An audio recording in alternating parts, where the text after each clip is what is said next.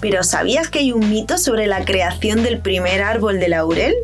¿No lo sabías? Pues te lo cuento. Si no me conoces, soy Cerezade y esto es el embrujo del Kraken. Imagino que ya conocerás el laurel, esas hojitas maravillosas que se utilizan como condimento. Es una planta aromática maravillosa dentro de la gastronomía mediterránea. Laurel en griego se dice Dafne y ese es el nombre de la ninfa maravillosa que va a ser la protagonista de nuestra historia. En la mitología griega, Dafne era una dríade, que es una ninfa de los árboles. Ella era hija del dios río Ladón de Arcadia y Gea, o del dios río Peneo de Tesalia con Creusa, que era una ninfa de las aguas, que además era sacerdotisa de Gea. Aquí es que, como pasa muchas veces, los autores, cada autor de los mitos griegos, escriben una cosa diferente y no se ponen muy de acuerdo.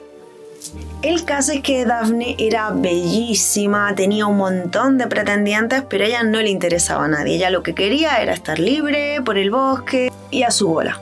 Incluso su padre estaba siempre diciéndole, bueno, ¿cuándo te vas a casar? ¿Cuándo vas a elegir un pretendiente? ¿Cuándo me vas a dar nietos? Madre mía, esto yo creo que a lo largo de los tiempos sigue siendo igual, ¿no? A todas nos habrá pasado. ¿Y cuándo me vas a dar nietos? ¿Cuándo te vas a casar? ¿Cuándo vas a sentar la cabeza? Ay...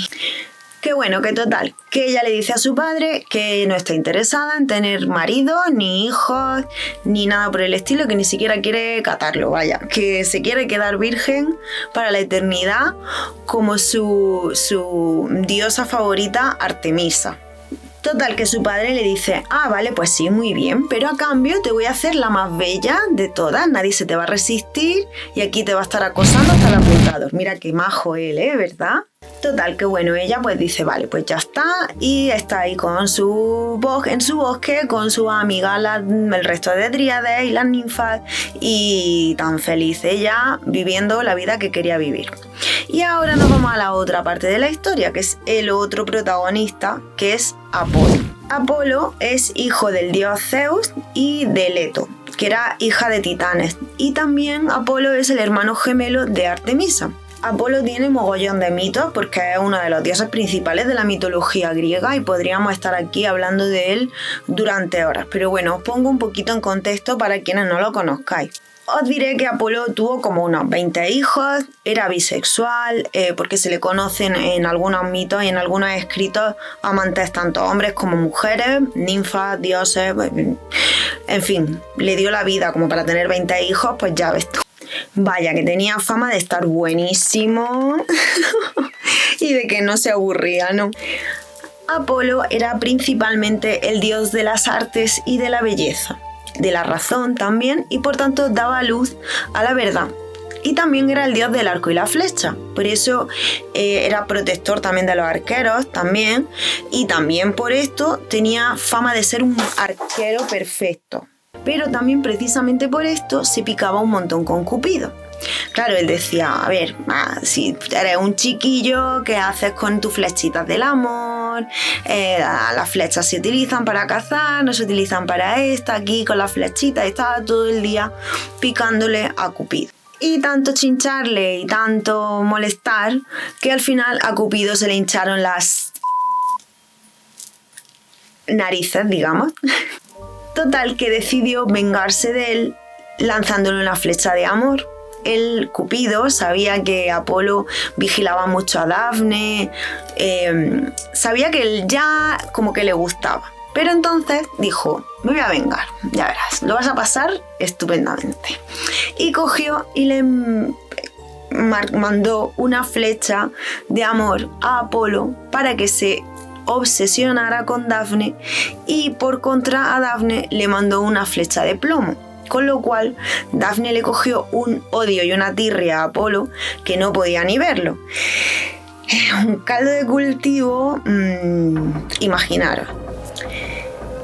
Total, ¿qué pasó? Que Apolo se puso en plan modo acosador total y empezó a perseguir a Dafne ya por desesperación, a perseguirla por todo el bosque y Dafne a huir de él porque no quería nada con él y porque vas a venir aquí a querer cogerme, de qué vas, chaval, ¿no? Que Dafne, ya desesperada, sin saber por dónde meterse, viendo que Apolo la iba a coger, en un momento de desesperación se puso a pedirle ayuda a su padre pasó de ella, le pidió ayuda a su madre Gea, y esta, viendo que no podía hacer otra cosa, la transformó en el árbol de laurel.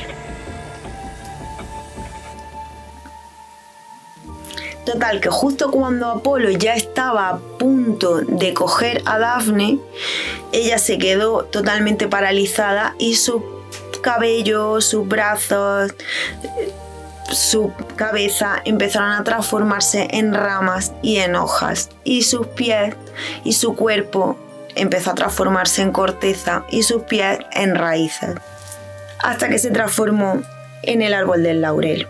Y aquí pues Apolo se abrazó al árbol y se echó a llorar y dijo: puesto que no puedes ser mi mujer, serás mi árbol predilecto y tus hojas siempre estarán verdes y siempre coronarán las cabezas de la gente en señal de victoria, y tus ramas protegerán las entradas de las casas.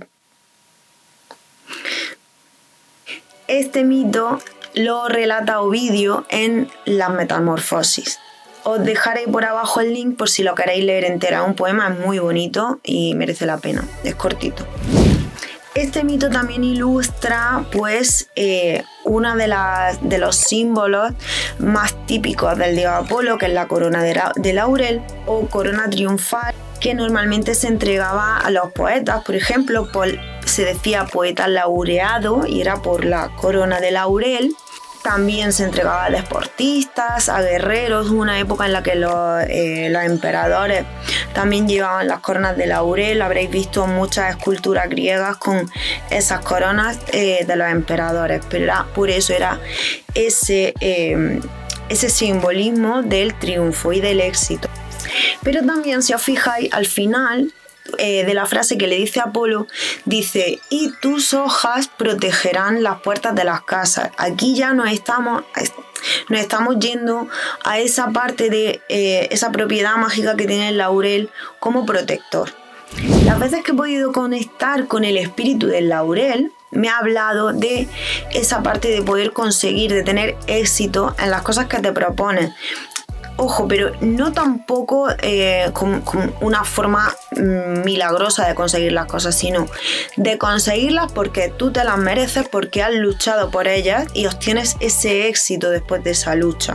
Digamos que porque has luchado por ese propósito que tú querías y te lo mereces. Por esto las hojas de laurel se utilizan en amuletos abrecaminos, porque nos ayuda a encontrar ese camino por el que tenemos que luchar, ese camino que es para nosotros, y nos ayuda a que también se abran esas puertas y todo el proceso sea más fluido. Nos ayuda a conseguir ese éxito. Y por cierto, si quieres aprender a hacer esa conexión espiritual con las plantas para saber cómo y cuándo usarlas y para qué, apúntate a mi curso Brujería Natural, porque allí te enseño a conectar con las plantas, con el espíritu de las plantas, para que puedas canalizar su enseñanza y entender cuándo y cómo las tienes que usar. Te enseño también muchísimas cosas, no solo a trabajar con las plantas, sino también a encontrar tus guías, a encontrar el guardián de tu territorio, a encontrar tus plantas aliadas, a hacer todo ese trabajo, oráculos, te voy a enseñar a hacer pociones, tinciones, rituales, todo desde cero, desde esa parte de canalización y mediunidad. Vamos a trabajar también limpieza, protección, 1000 cosas que te voy a enseñar para tu crecimiento espiritual, para que puedas realizar todos los rituales que tú quieras desde cero. Te dejo el enlace aquí abajo y si tienes cualquier duda, aquí estoy. Me escribes a un WhatsApp y hablamos. Como te decía, este mito nos está relatando que ya desde la antigüedad el laurel se utilizaba para proteger las casas. Dice: tus ramas y tus hojas protegerán las entradas de las casas. En este aspecto, ¿cómo lo podemos hacer? Podemos hacer una corona de laurel y ponerla en la entrada de casa, que además queda preciosa. Podemos hacer, si no, un saquito protector, poniendo hojas de laurel, poniendo a lo mejor una turmalina, por ejemplo. A mí me gusta mucho la combinación turmalina y cuarzo, junto con el laurel como protección, te lo recomiendo. Pero vamos a ver, Sere, yo había escuchado que el laurel se utilizaba para adivinación. ¿Cómo me estás diciendo ahora que es para protección? Y sí, el laurel está asociado con la adivinación ya desde el oráculo de Delfos, que mira por dónde Delfos no suena un poco parecido a Dafne. O yo ya quiero ver raíces similares en todas partes. Bueno, puede ser que yo también esté un poquito obsesionada con la etimología de las palabras, pero lo que sí es verdad es que allí en Delfos hay un monte en el que hay todo un bosque de laureles. ¿Será casualidad?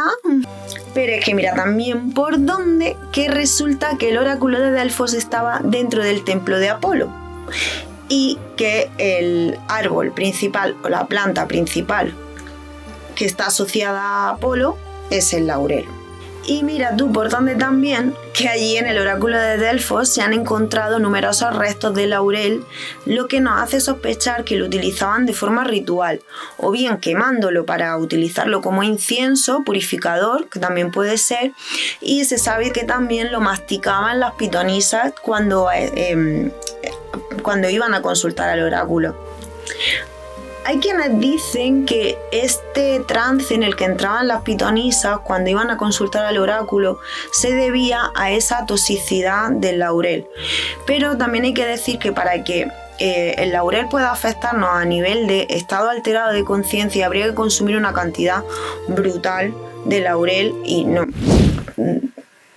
dudo yo un poco que estuvieran todo el día masticando laurel como vacas rumiando. Al menos el laurel común, que es el del que estamos hablando, porque luego hay otros laureles que tienen el mismo nombre común, como el laurel del jardín, por ejemplo, que es la delfa, que ese sí es tóxico, pero ese es otra planta totalmente diferente.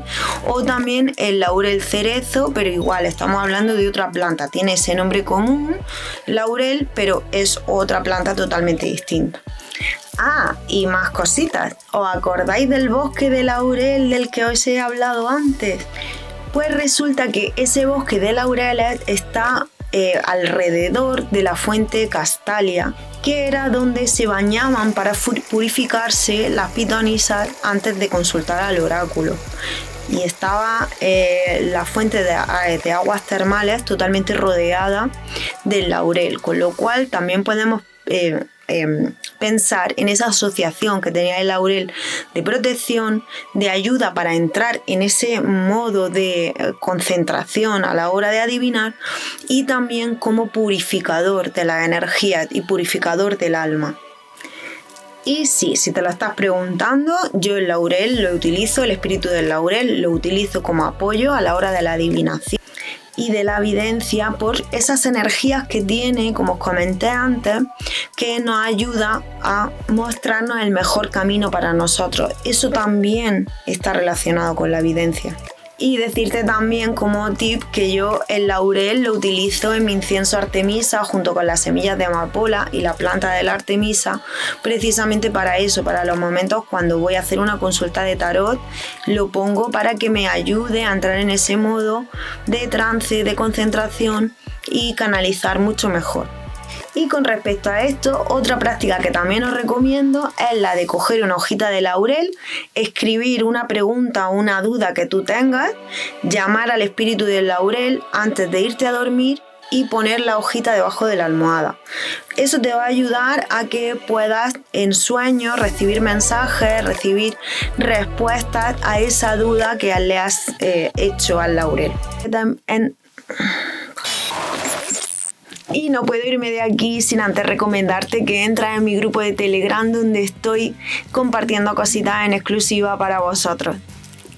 Espero que este vídeo te haya gustado y te haya entretenido, pero sobre todo que te sirva, y si es así, déjame un like y sígueme, que es gratis, a ti no te cuesta nada, pero a mí me ayuda un montón a motivarme y a seguir haciendo estos vídeos.